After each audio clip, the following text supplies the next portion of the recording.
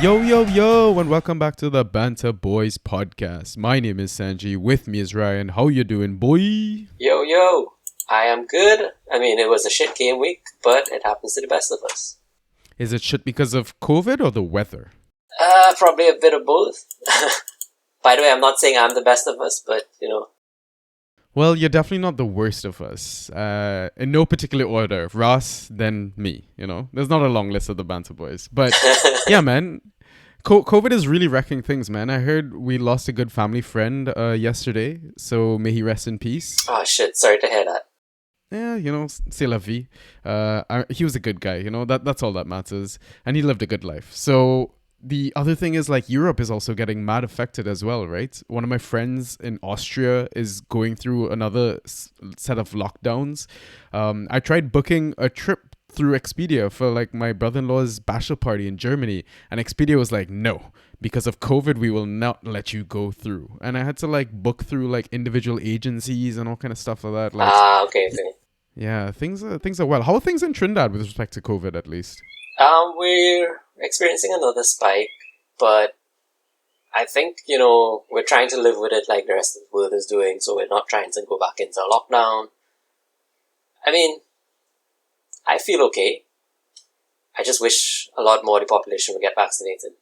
Yeah, and you know what? It doesn't help that there's a new variant coming out and all that sort of stuff. Oh, definitely not, yeah. Yeah. But you know what? At least it's nice and sunny where you are. It is terrible where I am right now. I mean, we lost a whole Premier League game this weekend because of it. Yeah, it's crazy that, I've seen comments on Twitter that it's like 2021 and we're still coping with how to handle the snow. But, the volume of snow was just crazy. Yeah, I was watching the Leicester-Watford game, and I can't believe they went through with that game completely. Like, at times they had to pause the match and actually sweep the snow off just to see, like, the lines. So, like, I think Leicester had scored, and they needed to do a kickoff, and they had no idea where to do the kickoff. There was that much snow. Wow. Yeah. Okay. And even, like, the Man City-West Ham game, wasn't there, like, a 15-minute delay for the second half or something like that? Yeah. Maybe not that long, but there was a delay. But the first half was bad as well. I think the second half was great, though. Like, pretty clear. You could see the ball, actually, Yeah, I had no idea where the ball was. I just saw yellow shirts and blue shirts running around on the pitch. And then all of a sudden, there was a goal. It was really cool that you see a trail, though, that the ball leaves behind. And, like, that's how that's where it's going. Yeah. Or, like, when they did the kickoff from after the goal, you just saw, like, footsteps all over the pitch. Like, you saw where players were running and that sort of stuff. So, I mean, you only really see that in, like, FIFA and whatnot, So, right. I guess it was interesting in that way. But, like, south here in London, I think it's just been cold. I don't think the snow has fallen, Hopefully it doesn't fall anytime soon. I believe, like, Canada caught snow as well. My parents were telling me they had serious snowfall overnight as well. I'm sure Ross is shoveling snow right now because he's not here recording the podcast. So True. Hopefully he's able to cope with that. But yeah, I mean, let's get to the football and all that sort of stuff. Sure. What we're gonna do though is we're gonna insert Ross's lovely voice for the social plugs because he's not here. So take it away, Ross. Yeah, for sure. So you can message us on Twitter and Instagram. Our handles at BanterB. On Discord in the Draft PL channel, Banter Boys #6585.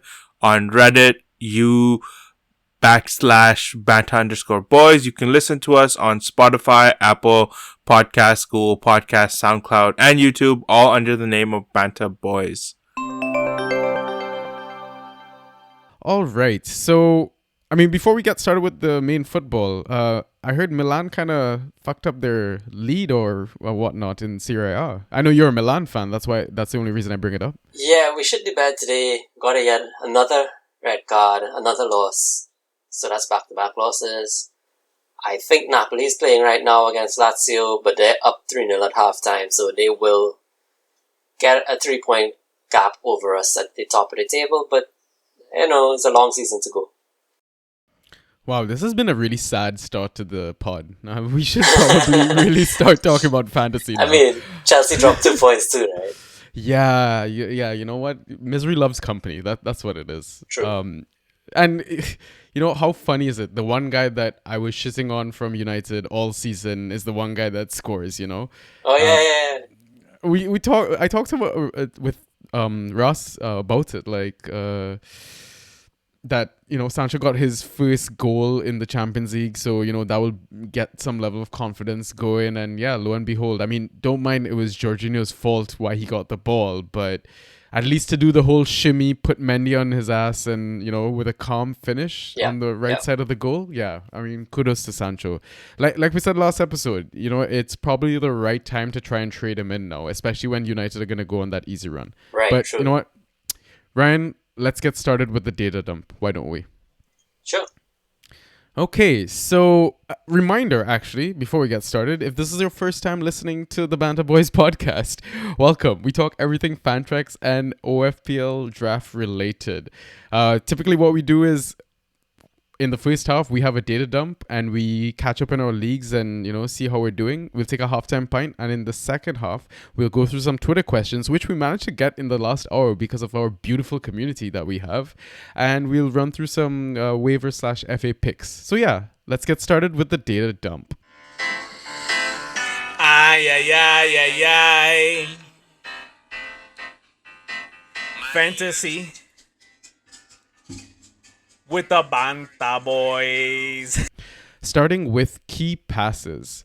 The highest number of key passes was 6, completed by Lokonga Sambi? Yeah, is that his name? Yep. From Arsenal, the midfielder. Then the second highest number was 5 by Lamptey and James Maddison, who had an amazing game for Leicester today. Yeah, yo.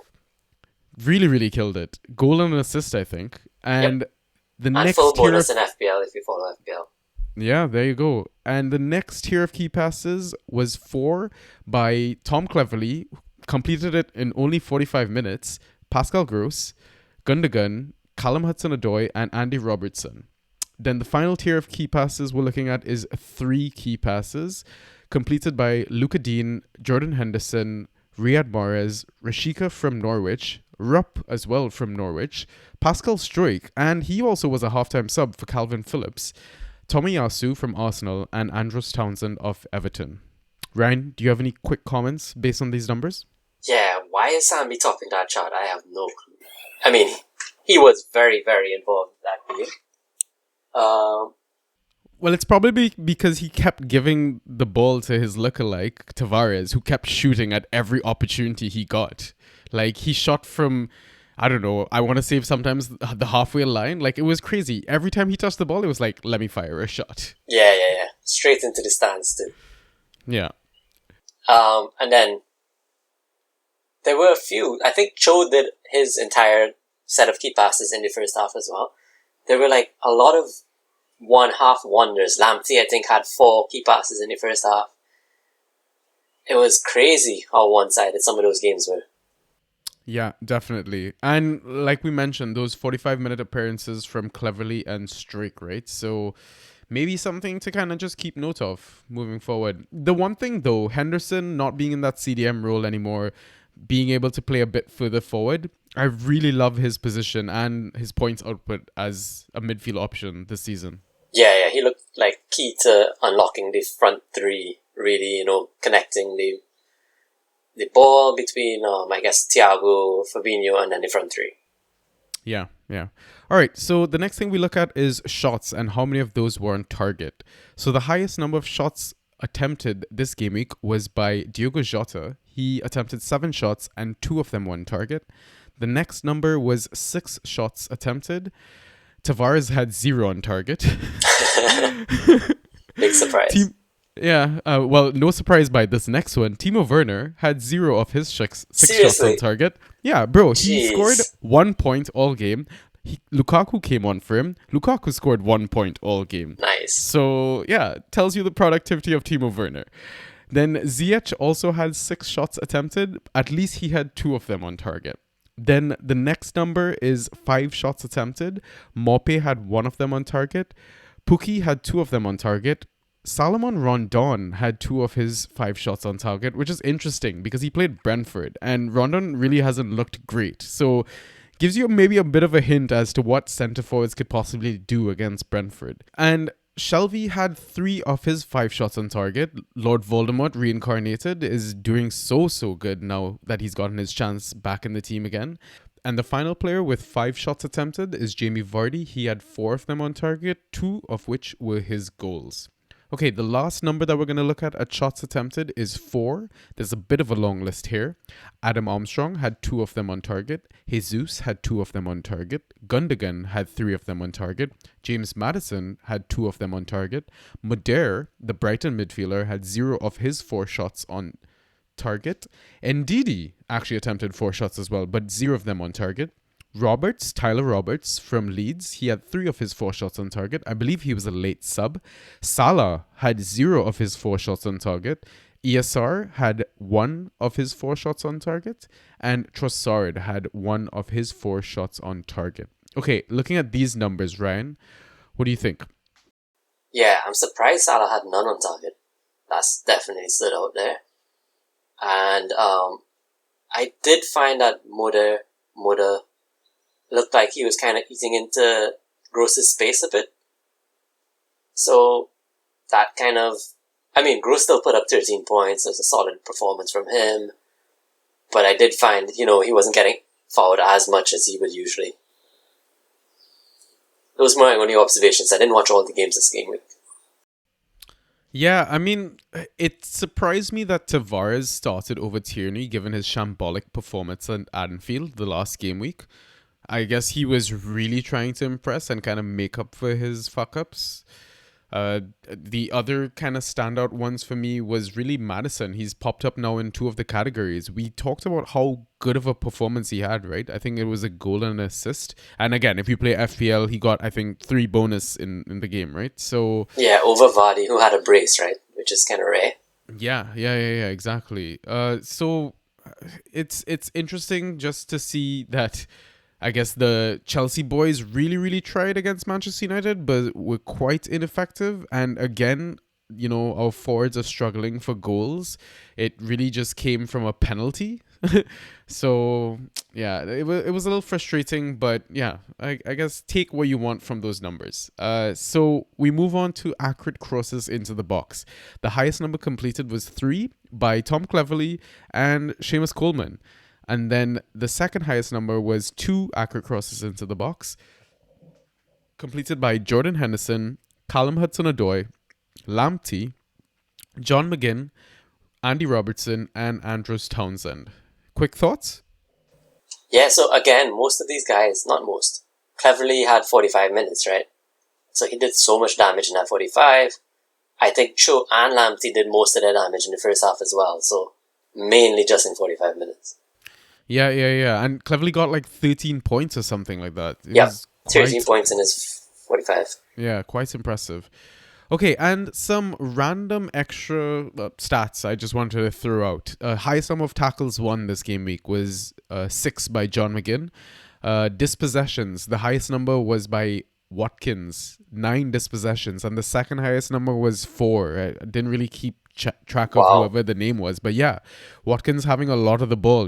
Ras kind of had that what was that explanation that they're playing like the point guard for the basketball team, so a lot more responsibility and a lot more of the attack is going through them. So maybe that's something that Gerrard kind of tweaked in Aston Villa a bit more, because him and Ings aren't partnering as much, right? Now Watkins seems to be like the main striker again. Highest number of clearances, Lindelof, 9 of them versus Chelsea. Highest number of aerials, Broja had 7 aerials. He was tied second, but around him were basically defenders and midfielders. So, maybe Broja is a good option again. But Southampton don't have the best fixtures. Fouls conceded. Messina, 6 of them. Fouls suffered, Lamptey and Lookman tied for the highest, 4. And highest number of offsides was Vardy, 5. Any thoughts on these numbers? So, Messina, I think, still had a very good game. As in, I think he put up about 10 points, and they conceded 4 goals, right? Yeah.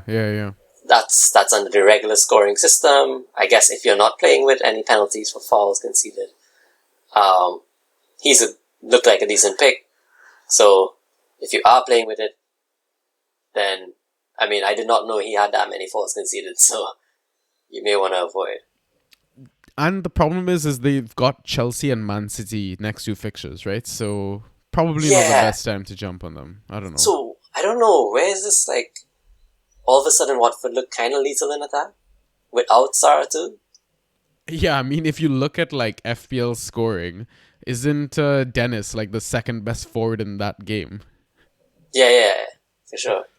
Yeah, he was a massive pick for me in Perfect 11. I think he got, like, 26 points or something like that. Something crazy. Shit, well done. Yeah. All right. So I think now we can catch up in our leagues. Ryan, we'll start with you. How did you get on? It was a clash at the top of the table. It was myself versus Achim, who was the league leader at the time. I posted 127. He got 120. So I beat him by a small margin. I was quite worried after most of his pool assets did deliver. But, I had Jota, which lessened the pain, and I think who was my next player that came good? Well, Tony performed, Pinnockle performed, so the Brentford boys came true for me. With that win, I am now the league leader. Woo! Me and Achim are tied. Me and Achim are tied on points, but I have the better points for. And I am now on a 5-game winning streak. Well done. Banter boys represent. I mean, when we were talking during this game week, it felt like you were in much more of a panic. Like, given, the postponed fixtures, you were like scrambling for players at one point, and you didn't even know who to start between Jesus, Sterling, and Ivan Toney. How did that play out anyways? So I had Emerson Royale and I had Aspi, and those were my last two defenders. I needed them to play. Pinnock was fine. Aspi is a rotation prone risk now, and of course, his game was the last of the game week, so I didn't want to leave it down to that. Royale got postponed. So I actually dropped Albrighton, who wasn't starting. I dropped Jensen, who wasn't starting, and picked up Luke Thomas, and I think I picked up Tellers, because I had Shaw as well, and I didn't know who would start, so I just wanted to have an option in case Aspi wasn't starting. Thomas put up, I think, 7 points, so that was fine. And in the end, at the end of, before the United-Chelsea game, I was ahead by 20 points. So I was like, you know what, let me not play Tellez or let me not play Shaw. Because if Chelsea just scored that many goals, they're going to finish negative, right? So in the end, I actually just left Aspi in my squad. For the Sterling, Tony, and Jesus debacle, I was legit swapping around till kickoff, and then the game told me, oh, you cannot swap these guys anymore. It's locked. I was like, what? Who do I even have? So I checked back, and I luckily ended up with Tony and Jesus, which were the best 2 out of the 3. Oh, well done. Yeah, well, I mean, Sterling isn't the best for ghosties, right? But Exactly. The problem is that I think he's got a good record versus West Ham. So I'm not surprised you were a little nervous about, deciding between those Man City boys. Yeah, he had a really good record against them, and he's probably the most in form out of all of them, right? Because he scored in Champions League, he scored last Prem game. Yeah, definitely a man on form. Yeah, exactly. But yeah, it worked out for sure. Who would have thought you don't play Harry Maguire and you don't lose a game? I mean, True. you think Carrick is a genius, man. I mean, it wasn't by like choice, right? Maguire was banned for the game, but I'm just saying, I mean, also Georgie just messed up, Jesus. Yeah, that was really terrible. Let's not talk about that. Let's move on to the Banter Boys updates in their leagues.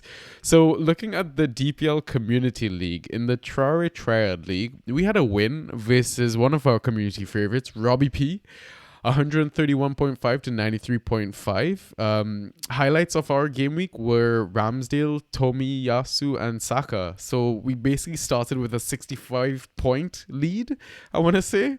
From 3 players, that's insane. From 3 players, yeah, it was fantastic. And we talked about Jordan Henderson. When he doesn't play as CDM, he plays a bit further forward. Healthy 10 points right there. I had to make a swap because, the Burnley Spurs game was called off. So I had Charlie Taylor and Westwood. So I dropped Charlie Taylor. I figured Westwood is better on the ghosties and, doesn't lose points when they concede goals, yada, yada, yada. So I picked up Cucho Hernandez. Okay. So Kucha got his start because I believe Sarr is out with an injury. Got decent 8 points. Hit the post as well off a Soyuncu back deflection or whatever. It helped that I got Ivan Toney and Virgil van Dijk goals as well. But, I was nervous because Robbie P also does have a bit of a Liverpool stack, just like Achim. He had 5 of them. And that included Diogo Jota, Thiago, Konate, and Alisson. Yeah. So, my 65-point lead was, vanished, basically, after that Liverpool game. Yeah, Achim had Salah, he had Alisson, he had Robo. So it was whoa. Yeah, nervy times for both of us, for sure. But happy to come out with the win. Still in 5th place on 22 points. But the interesting thing in that league is that from 1st to 4th are all on 27 points. So time to close the gap now. What's the progression there? I forget now. So I think it's literally, I don't think there's playoffs in this thing. I think it's basically first place wins it all. So gotcha. I'm just happy that the first place didn't extend their lead sort of thing. So everyone's just clustered in front of me, right? Right. Just a 5-point gap. And knowing the Christmas congestion, who knows what or where I'm going to be coming out of this December, January months. So let's see. Fingers crossed. Nice. There were no trades in this league and waivers are clearing on Tuesday, so can't really talk about them there. The good thing again as well with the score and the win is that I did progress through the Champions Cup. So I sealed my 2nd spot in that group of 6. Basically, top 2 go through. So into the knockouts, and lo and behold, I think my first knockout game is versus the host of the Draft Society podcast, Joe. So Joe beat me last time in the league. So all I'm saying is I'm coming back for revenge. Sick. Yeah, that's the part I was trying to remember. I knew there was a progression somewhere. Yeah. So Champions Cup. So happy to make it through. Let's see how it goes. Moving into the International Genie League, the Sunday League specifically. Unfortunately, we had a loss there, 99.5 to 86.25. Only was able to field 10 players again because of the whole Spurs Burnley fiasco, and Aspi didn't start, Christensen didn't start, so my Chelsea stack was a bit limited. No Sarr as well because of the injury. Jensen was benched because of the whole COVID recovery. So I'm not sure. Do I drop Christensen or do I hold the patience? Because Chelsea defenders are guaranteed clean sheets, aren't they? What would you do? Yeah, that's tough. I would definitely hold Aspi. Drop Christensen. I mean, he's just an injury away from becoming a great pick, right? Yeah, exactly. And Thiago is kind of old, injury prone-ish. But he keeps playing. I swear he's played 3 games in 1 week so far. He's 37 years old. I think he's played 10 league games in a row now, full minutes. Something crazy like that, man. Guy ages like fine wine, yo. But I guess if I had to pick any highlights, TAA consistent as ever with 21.25 points. But it worries me that my goalkeeper is my 2nd highest scorer, Ramsdale, with 18.25 points. My midfield was just an absolute mess. Ryan Fraser, 4 points. Billy Gilmore, 3.5. Ruben Loftus-Cheek, 5. Oof. Matt Ritchie, -1. Townsend, 7. And I benched James Ward-Prowse. And that was a really bold decision because I know JWP's on all the set pieces, on penalties, but he was playing at Anfield. So I had I didn't really have confidence that he was going to do well. So I'm kind of happy I got that right. But also yeah, my midfield needs mad help, bro. Yeah. So, I mean, we'll get to the waiver picks just now. But there are a few midfield picks out there that could help, maybe. Okay, all right. Looking forward to it. So the standings now. We're currently in 3rd place. tied on 24 points with another team, and first and second is on 30 points. So again, like a 6-point gap, similar in like the other league, it's catchable, same sort of situation. You got to finish first to win something in this league. So there was an interesting trade in this league that I'd love to, get your opinion on. It was basically Ings and Kevin De Bruyne for Gallagher and McNeil. What do you think about that? Yeah, that is a weird one. I think prior to the start of the game week, Gallagher was probably the top scoring mid. I'm not sure if he kept that title. Maybe he did. So I get why someone would trade KDB for Gallagher. KDB's forever with issues. Gallagher seems nailed in the squad. My concern, and McNeil for Ings is relatively even, I would say. Maybe McNeil is more important to what Burnley do and will get more points, but, Ings has an upside. Big enough. For me, I think the Gallagher-McNeil side wins, though. Yeah, the guy who got them, right? Yeah. So, I would agree if Eze is not going to impact Gallagher's points. Because Gallagher did not have the best game this game. And that was not even with Eze or Elise coming in yet. Surely Eze breaks back into that squad immediately, as soon as he's fit enough. Yeah, the funny thing is, Elise started this game as well, and he ended up on -1 points, which shocked me. Yeah. So, yeah, that's a very good point, though, about Gallagher's effect. And if he's playing with Milivojevic, I pronounced that right, I think, the set pieces might be shared there, right? Yep. Millie takes a few, takes some of the appeal off of him. Yeah, for sure. Okay, and now we can move on to Perfect 11 Season 2. Ryan, we're both playing in this one, though I think you had a better game week than I did. I went from 36th to 42nd. I'm sitting right now on 258 points. I usually look at, what first place is on. I'm going to stop looking at that and just try to aim for the 10th spot. And 10th place is on 291 points. So not too far away from us. How did you fare? So it looked like I moved from 82nd to 67th. So overall I have 236 points. That's about 20 something behind you. A lot behind 10th place, given that it's just 2 game weeks though. Damn. Yeah, and I mean, highlights from the team that we selected for Banter Boys. We had maybe only 3 good picks, TAA, Cancelo, and Dennis. We had a long list of bad picks. Mendy got 0, James got 2 points, Rafinha 4.5, Jimmy 2, Gallagher 8, ESR 9, Townsend 7, and Salah on 9. That Rafinha one was a weird one, for sure. I know you're an owner. How did you feel watching that game? Yeah, I've never seen him score that low. Ever. Yeah. And I think leaving into the last 20 minutes of the game or so, he was on 1 point. I was super concerned. I mean, 4.5 is a massive improvement from that one. I don't know what to make of Leeds right now. I mean, you're holding him for sure, right? Yeah, I'll never drop. I'll trade maybe if a appealing offer comes my way, but I don't think I'll ever, no chance I ever drop. I think, do we know who's on pens? Is Click on pens? Click isn't even starting regularly now, so I'm wondering if Raf is on pens because Bamford's out. Click doesn't always start, Yeah, and I think I'm not sure if Rafinha played that game, but didn't Rodrigo take a penalty? It was versus Wolves or something like that? Was it a pen? I can't remember. I feel like it was. Because I think Semedo committed a foul in the box, right? I remember Semedo doing something stupid during that. Yeah, you might be right. Yeah. So, yeah. I mean, who knows if Raf is going to be on it. But, I mean, Raf takes amazing set pieces in general. So, I mean, his road to points is always going to be good. So, I could be wrong, but I'm remembering that they also didn't win a corner until the 80-something minute of the game. Jeez. Something was just really off with Leeds yesterday. I mean, I watched that game and they just tried too hard to get Rafinha into the game. They kept hitting long ball after long ball. And I know it was really, really windy as well at the Amex. So maybe conditions kind of affected their whole gameplay. And Calvin Phillips came off at the halftime.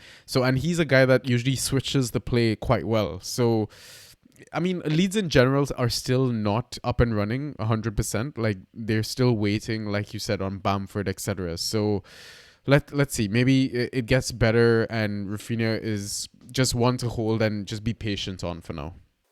Yeah, fair. I just checked. They actually only have that one corner for the entire game. Wow, that is crazy, man. Yeah. All right, so I think now is a great time for us to take our halftime pint, Ryan. I'm going to maybe refresh my beer. You should definitely grab one, and we will see you after the break. Let's do it.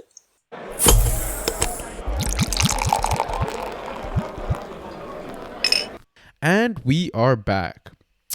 All right, Ryan. So I put out the tweet question like maybe an hour and a half before we started recording, and we managed to get probably more questions than we do when we put them out days ago.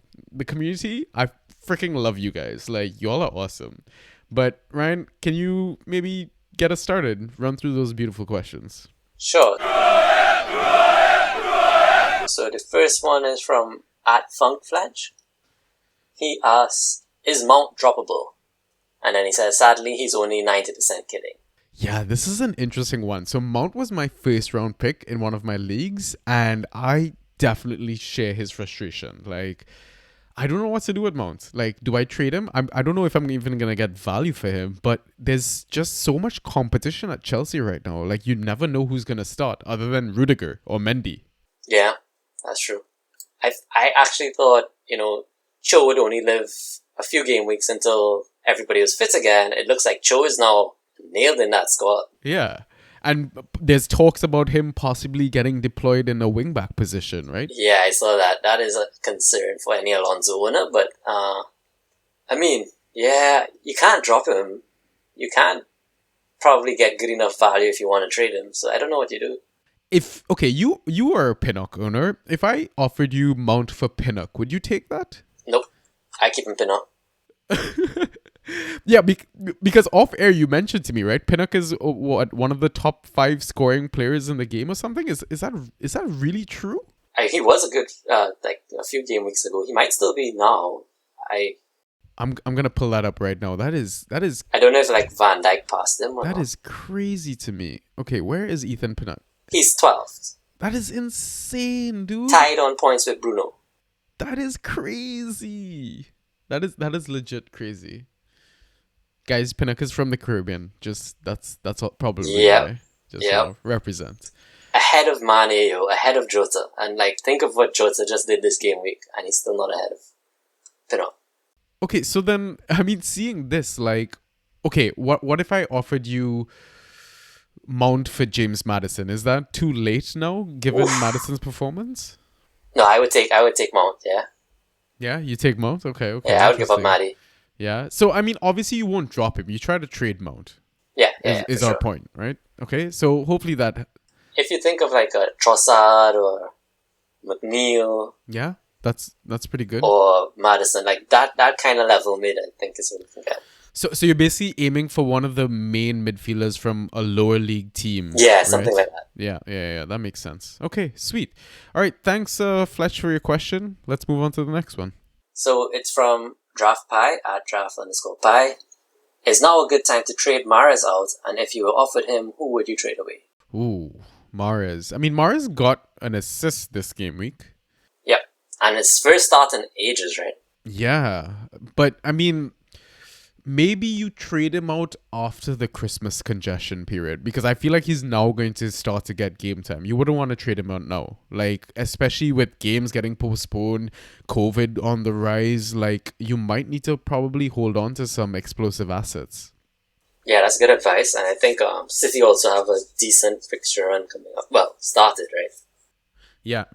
Okay, but if we were to kind of entertain his question, what do you think is decent trade value for Mahrez right now? That's so tough because he's so rotation prone at the moment. I'm thinking forward for forward, so it's giving me some trouble. But maybe a Demarai Gray, which I don't know if that many people want Gray. What about a Dennis or a King? If you decide to trade this game week and they have 2 tough game weeks coming up, yeah, probably. Yeah. What about a Mahrez for Rashford? Oof, I wouldn't. I would keep Rash, I think. Yeah. But King is now on Panza, so, I mean, What about Morris for Callum Hudson-Odoi? that's a decent trade, actually. Yeah. That would tempt me as a Joe winner. What about... Maybe even... Oh, yeah, go ahead. I was going to say like a... No, Mbuemo's not good enough to tempt me. Right? I've seen Mbuemo get dropped so many times, picked back Yeah, up as yeah, a free same. agent. I'm thinking like a SAR, but... What about like... Because the thing is, like Morris is not guaranteed game time, so you're probably gonna need somebody else who's not really guaranteed game time sort of thing.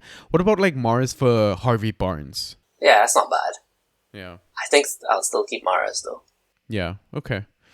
All right. Well, Draft By, thanks for your question. Hope that helps. Let's move on to the next one. Sure, the next one is from Jacob Stevenson. His handle is at 25 J Step. He asks, how do I stay ahead of at Banter B? Answers greatly appreciated. Ryan, do you want to tackle this one before I answer cheekily? So which league is this? This is the International Genie League. Okay. Is this the one where you're second? This is the one where I'm third.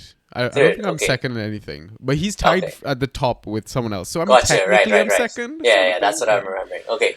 I mean, I could read out my roster for you in that league if you want to give you an idea of where I am or something. I don't know if that helps with your answer though. Would it? I don't know. Yeah, sure, why not? Okay, so my goalkeeper is Aaron Ramsdale.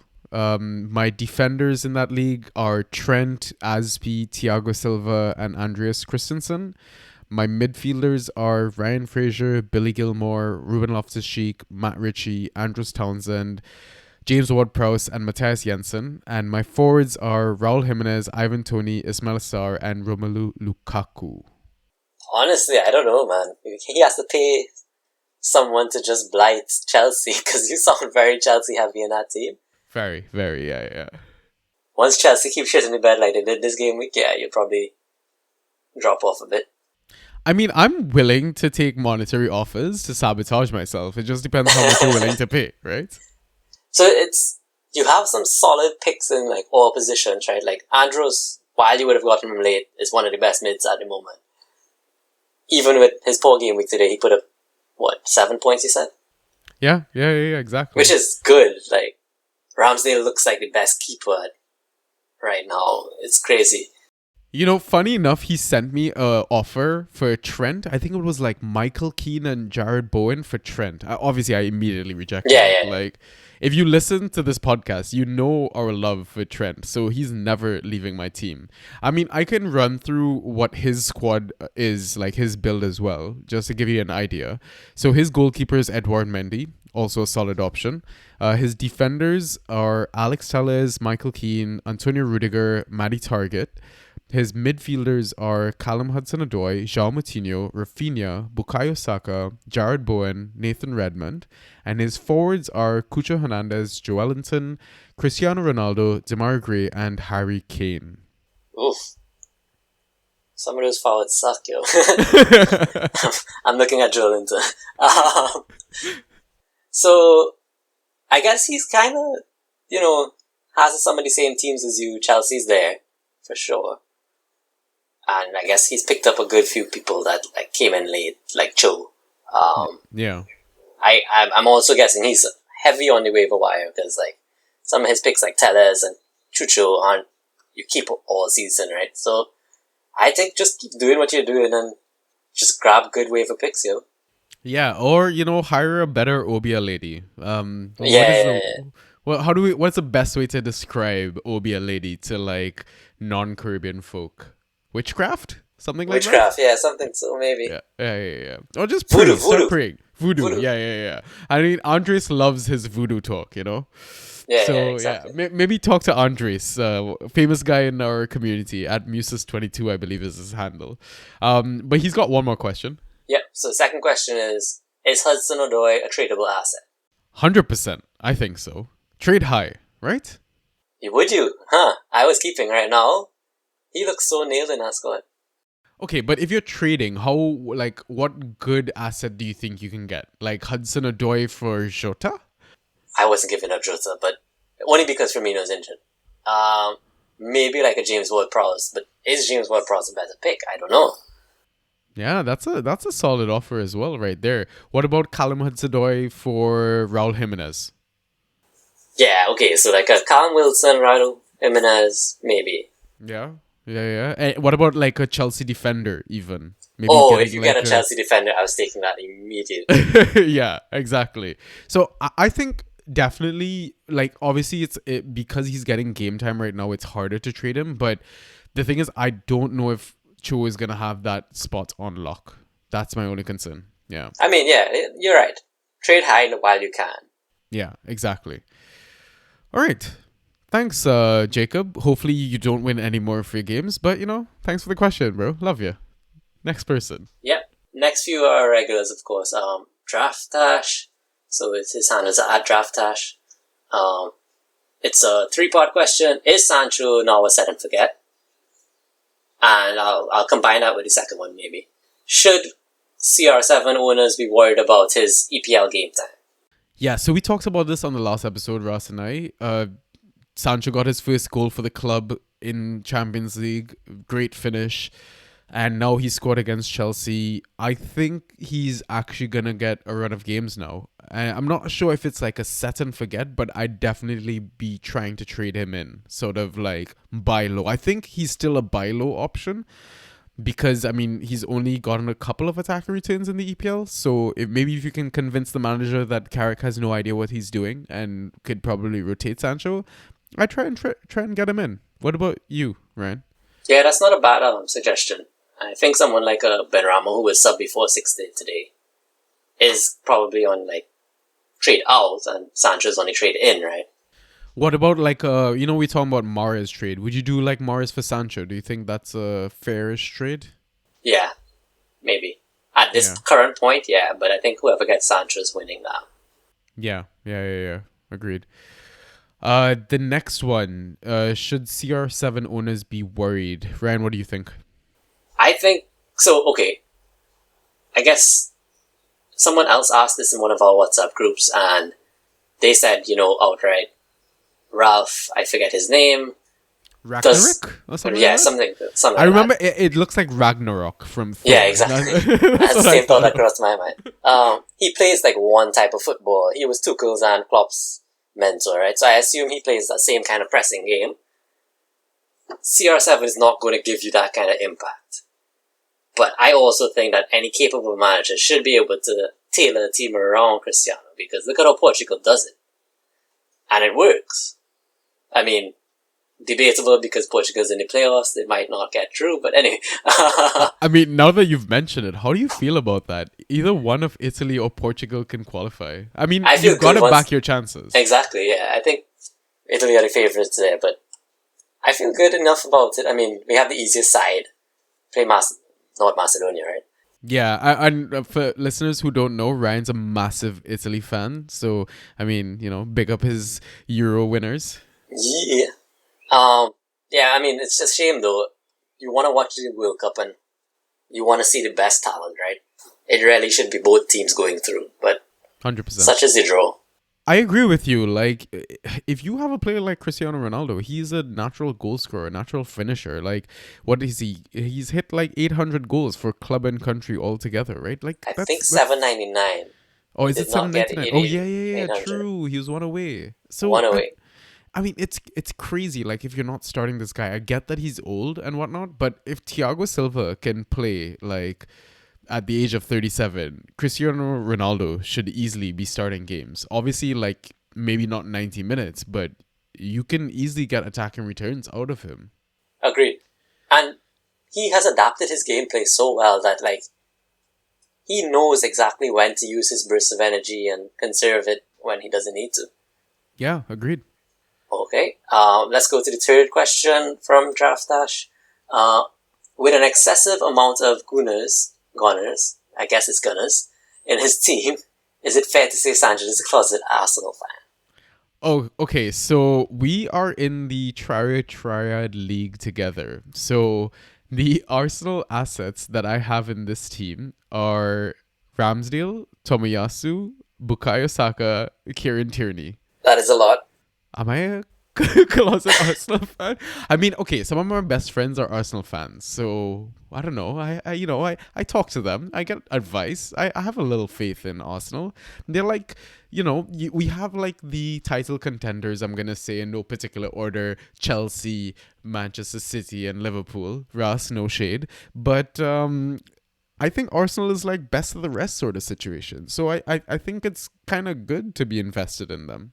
No, I agree. And at least the defense for sure. I think Ramsey looks so solid, makes so many saves because they're still not, Because they're still shit. Yeah, exactly. And Ramsey just bails them out week after week. But hey, you don't need to be nice on this pod, You can be as mean as you want. Saka looks like a great option. It's just those niggles that he keeps getting. That's a bit of concern. Yeah, he picked up a hip injury or whatever, right? So, I mean, keep an eye on like the pressers and, Ben Dunnery's Premier Injuries Table website. Just keep an eye on that and see how that goes. Maybe you might get some hidden gems that we're going to suggest in, the next segment. But yeah, I don't know. I'm okay with Arsenal. I feel like, yes, Arsenal is the banter club or was the banter club sort of thing. But, Manchester United are giving them a run for their money as well. So I think on the waiver picks, you're covering Arsenal. So we'll see how many Arsenal players you suggest and see how much of a fan you are. Yeah. Okay, thanks for your question, Tash. Okay, so next one is from Robbie P.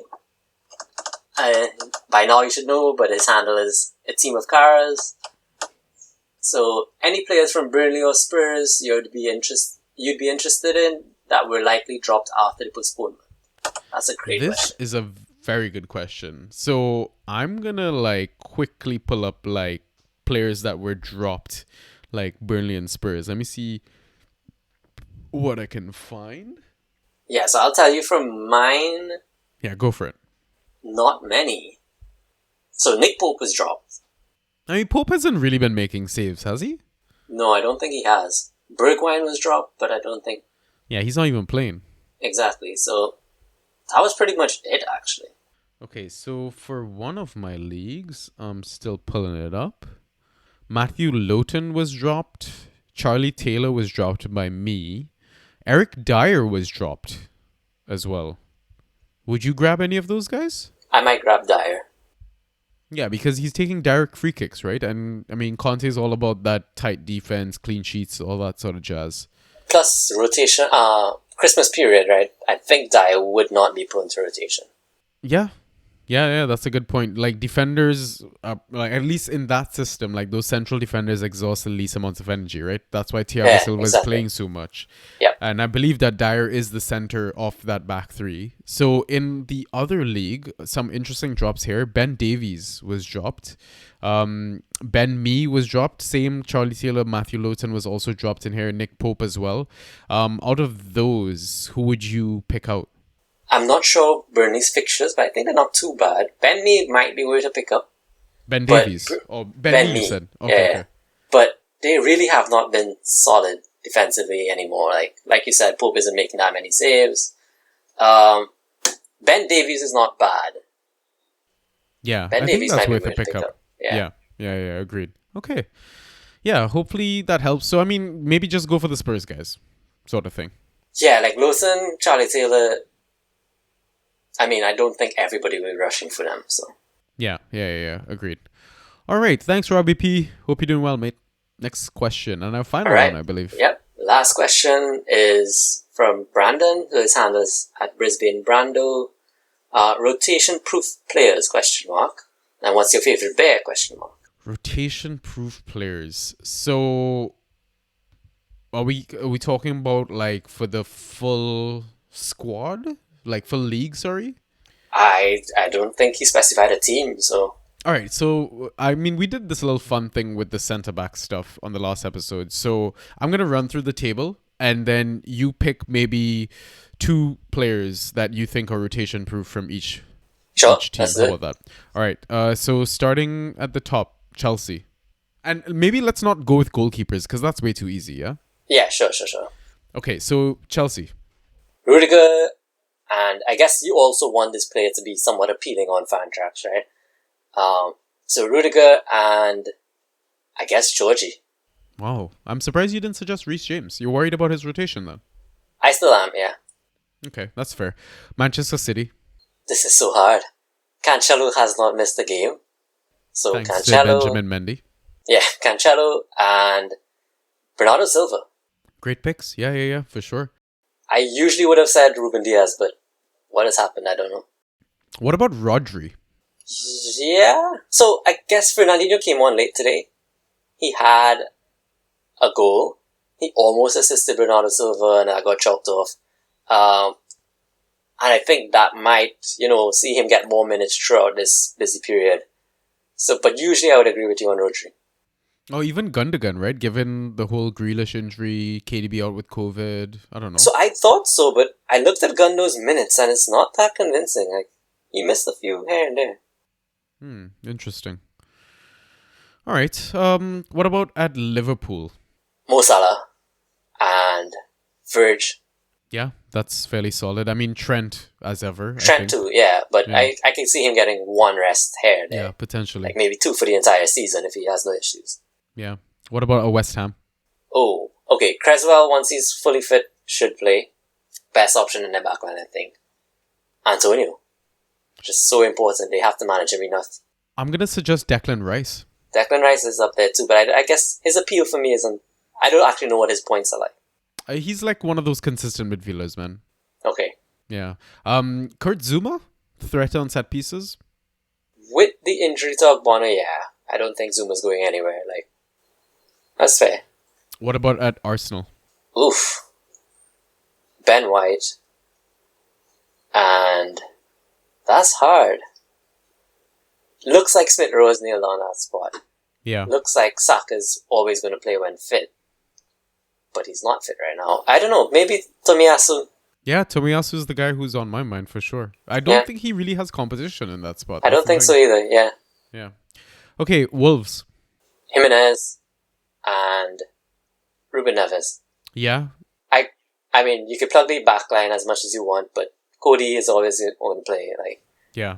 but I think the 2 outfielders have more appeal. Definitely. What about at Spurs? Harry Kane, Heung-min Son. I don't even care for the rest. Maybe Eric Dyer, right? Like we just talked about him. Sure. Yeah. Maybe Reguilon as well. Højbjerg. Don't really have competition. Yeah, Højbjerg as well. Because I feel like Skip or Winks or something kind of gets rotated in that other spot. Yep. Yeah. Manchester United. Wan-Bissaka Yeah. and Bruno is no longer a name I can call, sadly. Honestly, he looks like Fred. Oh, God. That's so bad. Oh. I don't know. Who Maybe would you say? McTominay? Maybe? Scotty, yeah, maybe. Maybe, yeah. But, like, are you really wanting to roster him? That's the other question. No. Yeah. That's grim. All right. Glad I'm not a United fan. Moving on. Brighton. Ooh. Bissouma wants no headline news or issues. And Lewis Dunk. Trossard? Trossard. Yeah. Trossard. I saw it in your, like, when it... I was like, yeah. Well done. Leicester. Vardy. And... oh man, I wish Fofana was fit. I actually see Ndidi getting a rotation here or there. I'm going to have to say Tielemans when he's back. But while he's out, I don't know, man. Maddison? Given his performance? I don't think so. No. Yeah, that's a bit of a tricky one. What about at Crystal Palace? Zaha. And... Gallagher. I was going to say Gallagher. I mean, Conor Gallagher. Gallagher. Yeah, exactly. Yeah, I mean, those are good picks for sure. I don't know. Maybe Kouyaté? Oh, yeah, I think all of their backline is nailed, though. But I mean, Kouyaté is out of position, right? Even though he got replaced in the backline. Like, I guess it tells about his quality and importance to the squad. Fair. Brentford. Oh, God. You know, your favorite. Tony and Pinnockle, like, that's dope. 100%. Aston Villa. Oh, you just highlighted how important Watkins is now, so sure Watkins. Yeah. And, usually I would have said Mings, but it's crazy how much he's gotten, like, in and out of that squad recently. So, Matty, Target, or Cash? Yeah, John McGinn as well. Oh, McGinn is a great option, actually, yeah. Yeah. Everton. We know they have a lot of injuries, so let's see if we can find somebody. Keane, Digne, Doucouré, all once fit should play. Townsend as well. Oh yeah. I'm surprised he's actually played so many minutes, Yeah. Southampton. I have no clue. James Ward-Prowse. Isn't for sure. I mean, Yeah. but I was thinking of the backline. Isn't Stevens fit again soon? Yeah, so potentially. I think he might take a spot off of someone. Well, Salisu's gonna leave for AFCON, right? Good point. Yeah. Good point. So this was so good in the ghost season. Yeah. I mean, it's hard to say somebody from the forward line, but maybe okay if you had to pick one from Che Adams, Broja, or Adam Armstrong. I think gotta go Che. Yeah. Yeah, agreed. Not the most exciting of the three though. Yeah, but I mean minutes, right? So Yeah. Watford. I do not know. Messina, Firmino, Dennis, King. Yeah. I mean, if Sarr was fit, obviously Sarr, right? Yeah. Yeah. Leeds United. Wow, Leeds are in 17th. That's crazy. Stuart Dallas. Yeah, doing really, really well at the moment. He is, yeah. Rafinha. Yeah, easy. Maybe one of the centre backs, Cooper or Llorente. Maybe. Yeah. Burnley. Taco and Westwood, the two that we're going to miss against Spurs. Yeah. Crazy that they get bailed out somewhat. Yeah, really tough one for Spurs owners. I really thought this was the game for them, Honestly. I'm going to say Chris Wood, Yeah, fair. Easy pick there. And Norwich? Pookie, Hanley. Maybe I'm going to suggest Billy Gilmore, just because he got back-to-back starts, and we know his quality. So, yeah, but okay. who knows? Yeah. And lastly, Newcastle. I want to say Georgio Chalvio is now nailed. Yeah, agreed. He seems so pivotal to anything Newcastle do now. And Lascelles being club captain. But I don't think you want their defense. So if not, probably ASM. Yeah. What about Matt Ritchie, Fraser, or Wilson? You think? Oh, Matt Ritchie's a great option, yeah. I don't know about Fraser yet. I'm Yeah. not sold. I'm not convinced. Well, I mean, I say Fraser because even though he didn't get plugged into the midfield, he got plugged into as a wing back, right? So I don't know if that speaks of his importance to Eddie Howe. And well, I guess they have history together, right? So Yeah. And like, isn't Matt Ritchie missing a game and Lascelles or something like because of the 5 yellow card stuff? yes, a lot of yellow cards flying around the place now. Yeah. So keep an eye on that, guys. All right. So sweet. I think that's all the questions. Brandon, You never thank you answered so the much. second part. What's your favorite beer? Beer. Sorry, I forgot because I'm already drinking a beer at the moment. Ryan, I'll let you answer that. What's your favorite beer, mate? So, I don't have one, I would say, but I do remember during my favorite. I remember during my Waterloo days, I loved Moosehead for some reason. Oh, I'm trying to think of what was my drink in my Waterloo/undergrad days. I think it was Keith Alexander. Oh yeah. A lot of people were on Keats, yeah. Yeah. But I think if I'm like out and I'm like, or I'm like having a rough day and I'm like really craving a cold one, I really love a pint of Guinness, man. Fair enough. Yeah. I like Banks, I miss Banks. A Bajan beer from Barbados. Yeah. That's a solid beer for sure. I really hope Trinis don't hear me plug Banks. Oh, they're definitely gonna give you shit after this. Yeah. You didn't even mention a Trinidadian beer. I know. That's so bad. For shame. But yeah, all right. You know what? If you've gotten to this part of the pod, I would love for listeners to comment with their favorite beer on like the tweet or whatever, or like DM us. Let us know what your favorite beers are, and we'll shout it out on the next pod. Let's do some engagement stuff. Let's do it. All right, so we can move on to our final segment now, the FA/waiver picks. So we usually suggest picks that are under 50%, so you have an easier chance to get these guys in your leagues. And, hopefully these guys help you win your next game week. All right, so Ryan, I'm going to let you take home teams, and I'm going to take away teams. Sure. Starting us off, Newcastle versus Norwich. Right, so Newcastle being the home team. Dubravka now came back into the squad. He's only 4% owned. Much better goalkeeper than... He looks really good, bro. Yeah, he looked good. So, if you're really desperate for a goalkeeper, I mean, most people don't even wait for these guys, but Dubravka looked decent. Georgio Chalvio, I think it was like 4 key passes or 5 key passes last game week. No key passes this game week, but 3 shots on target. he seems so central right now. So only 15% owned. Yeah, it blows my mind that he's only 15% owned. And if we had to look at his last couple of games, the output, he got 14 points versus Brentford and 8 points versus Arsenal, right? Completed 90 minutes and 87 minutes respectively. I think it's a fantastic pick because he's sharing set pieces and corners as well sometimes. Yep. All right, from Norwich, I've got a few people. Billy G, 49% owned, so it might be a bit hard to get him. I mean, he takes corners every now and then. Rashika had a really good game. I think he got like 11 to 13 points or something like that, depending on your scoring format. Only 37% owned. Hanley, 11% owned. Now, I'm not going to grab a Norwich defender, but maybe you should because, they're actually doing much better. They've gotten a few results here and there. What is it, a couple wins and a draw so far? Yep. And the final one is Rupp, 0% owned. And I think he came on for Matthias Norman, who picked up an injury. Apparently it was like a reoccurrence of his pelvis injury or something, or pelvic injury. Okay. I mean, if you're struggling for midfield options, maybe take a punt on him. But yeah, next game, Leeds versus Crystal Palace.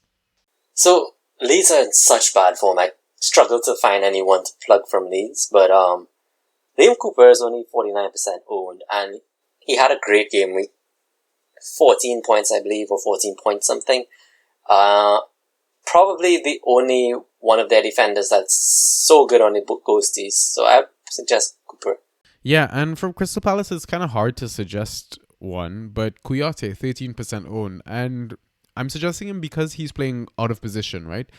He got an assist as well in this game week that just finished. So maybe he might show up with some attacking returns here or there. And I know Crystal Palace fixtures kind of get better moving forward for a little bit. So yeah, maybe worth a punt. Next game, Southampton versus Leicester. So out of those with less than 50%, I only saw Broja as probably the only pickup there. But I think you could also leave that one to lineup dependency. If he's in the lineup, grab him. If not, no need to waiver him in. I don't know. Maybe you see differently. I mean, he got 7 aerials versus a Liverpool team with Virgil van Dijk, right? So that's definitely a standout stat for him. That's a fair point. I think he only ended with 7 points though. Hey, listen, the guy was productive in a certain sense. We'll take what we can get. For Leicester, there's no one really I can suggest that's under 50% owned. Just no one really stood out for me. So next game, Watford versus Chelsea. So cleverly, with that 45-minute 13-point haul, I don't know where that came from, but I think it was 4 key passes, 3 accurate crosses. Yeah, he was on our data dump for a little bit. Yeah. So if he's fine, like if that was subbing at halftime wasn't due to injury, then cleverly could be a great pickup. And Messina has been posting like 10-point games consistently, regardless of how many goals they concede. They conceded 4 this game week, he still posted of just about 10. Last game week, they posted about 10. Game week before, posted about 10. I mean, 10 is not bad for someone who's just 2% owned. Yeah.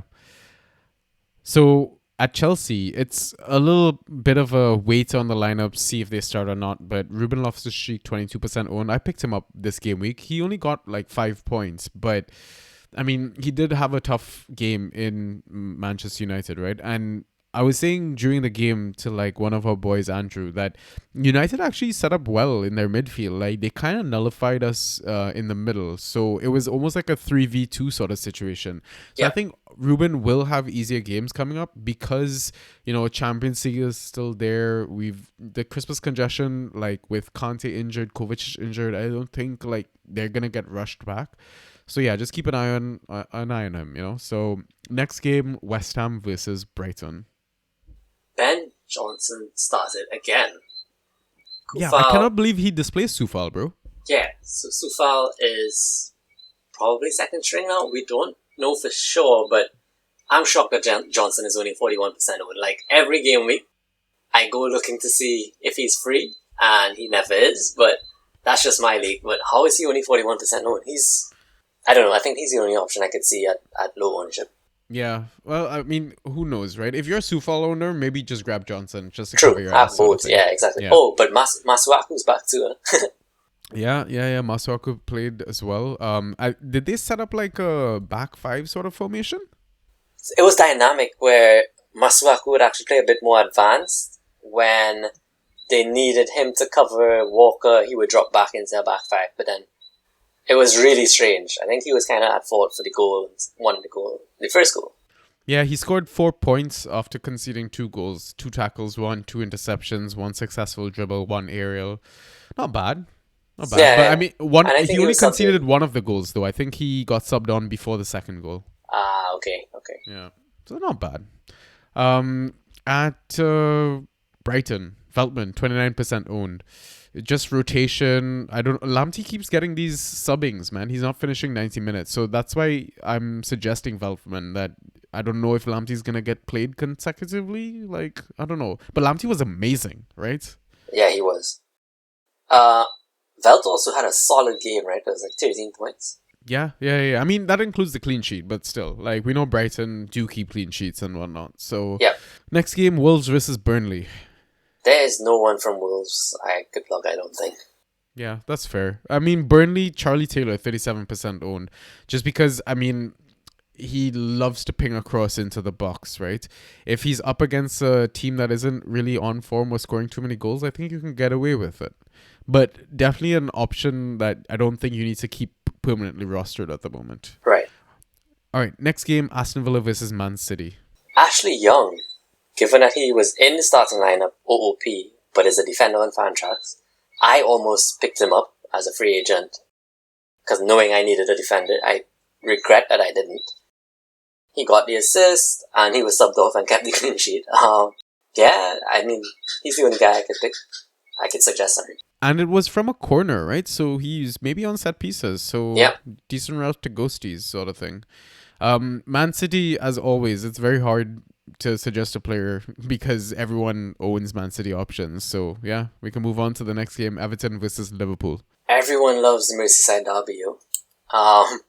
So I think from the data dump, Coleman showed up on the ACNCs. I think he had 3. I believe so. Wait, he had 3. Yeah. And I think he had 2 key passes. So it's surprising to see Coleman getting some attacking threat going again. I don't expect that every single game. But he's only 18% owned and he posted like a 14-point game after conceding, right? Which is impressive. I think he got like 5 dribbles though, and I really don't expect that every game. Yeah. I mean, in previous seasons, he was kind of known for that, like being able to dribble past his opponents. So, yeah, good shout. Liverpool, if you're able to pick up a good Liverpool asset in your league, then your league sucks. I'm sorry. Next game, Spurs versus Brentford. Yeah, I was shocked that no Spurs players were dropped in my league. So, there was no one to suggest that have ownership below 50%. Like, all the defenders are gone, maybe barring Davinson Sanchez, who's only really filling in for Romero, right? Yeah, and Spurs are also shite. I guess, yeah. Yeah, that's my reasoning at least. From Brentford, Matthias Jensen, 27% owned. A little bit of a, grain of salt sort of thing because he's coming back from COVID. Maybe that's why he didn't start this game week. But, I mean, the game week before that, he topped the data dump with key passes, right? From all the corners and set pieces and just creating chances in general. So I think it's a good midfield option to keep an eye on. Maybe managers would have dropped him because of his benching. Right. And their goalkeeper, Fernandez, 6% owned. I think he got like 22 points or something like this game week. He had like 5 saves. I don't know how many high claims and some others, but yeah, I mean, maybe that just speaks volumes of Brentford are still a bit of a leaky team, and Everton just weren't able to capitalize given their lack of attacking quality on the field. Yeah, you might be right. I think he got like 3 high claims.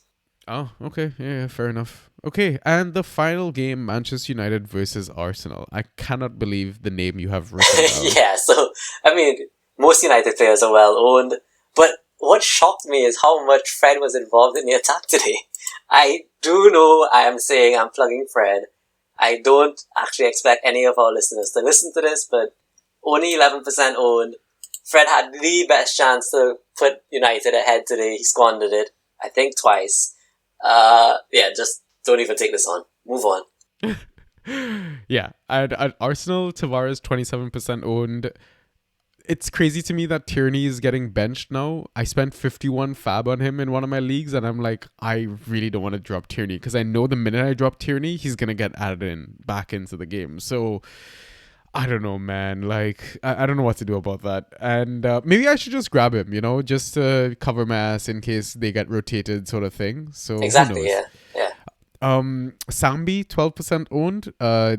I think he kind of has his position nailed until Xhaka is back, though. And I think Xhaka is going to be back soon, maybe on the other side of the new year.